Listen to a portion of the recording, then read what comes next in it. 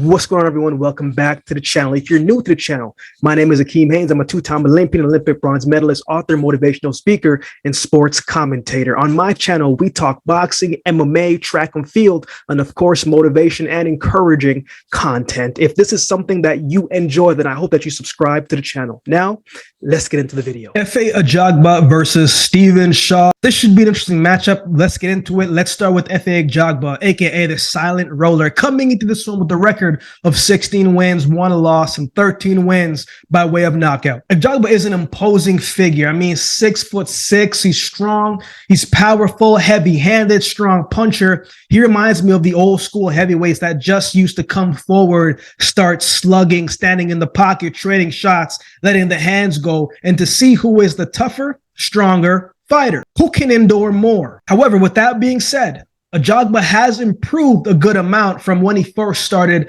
fighting, right? He used to solely just come in, rely on his power and his strength and impose his frame. He just come forward, start punching, and eventually those punches were connecting because he is a puncher, right? He is heavy-handed, and he would just wear his opponents down, and he would just chop them down with every punishing shot. But along the way, right, his combination punches have gotten better. His placement and his punches have gotten better. He's using his jab more to set up his shots. He's been putting in the work in the gym to work on his skills in the fundamentals. Now, in his last fight against Joseph Darmos, I don't put too much stock into that one because Darmos looked like he didn't really come in to fight, right? Didn't look like he wanted to be in there. So that was an easy win for Ajagba that he didn't actually, I don't think he really got hit in that fight. In his fight before that, his only loss to date against Frank Sanchez, well, that's when you started to see where the different levels and the holes in Ajagba was, right? He really got exposed in that fight, in my opinion, right? It's not that Efe Ajagba didn't have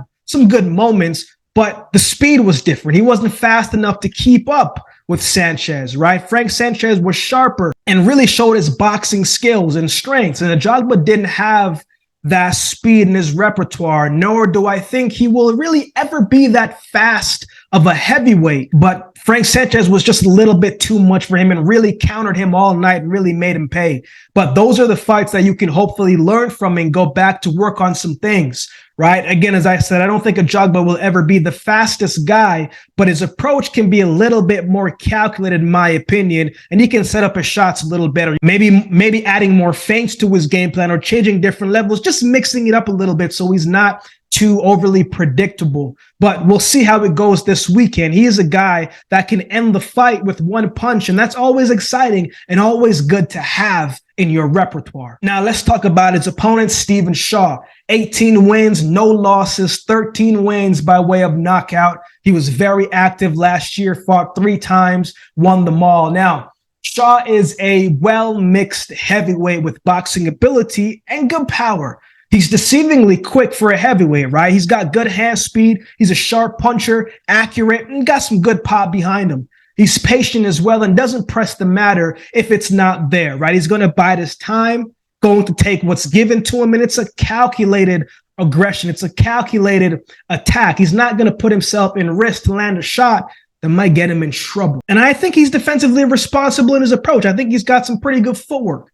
Let's go back to his fight against Rydell Booker. Now, Rydell Booker, he's past his years, so I don't put too much stock into that one. Before that was his fight against Bernardo Marquez, which he knocked him down 3 times in the first round.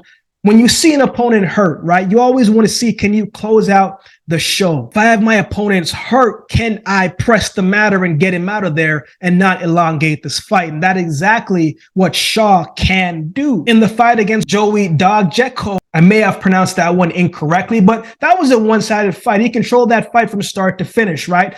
But I did like the placement of the shots that he was taking in that fight. This is a guy that can target the body well, mixes up his attacks very well because of his size. It doesn't look like he can get away with certain shots, but then you see the hand speed and the footwork, and it makes you think otherwise, right? Fundamentally, I think he's very solid, and it's not hard to see the skills that he does possess. However, I think Frank Sanchez is a better opponent than everyone Shaw has faced to date. I think Ajagba has fought the slightly better opposition, so something to keep in mind as well. So who wins? I'm going with Stephen Shaw by decision. I think his hand speed is going to be a little deja vu-ish for Ajagba, and I see some similar things in Shaw that Frank Sanchez had success over Ajagba with. Plus, I also think Shaw can outbox Ajagba. He knows the power Ajagba possesses, so I think he's going to stay patient, pick the right spots, and keep this fight at a distance and going close in the inside when he needs to, but not stay there for long. I think his boxing skills and IQ is going to be displayed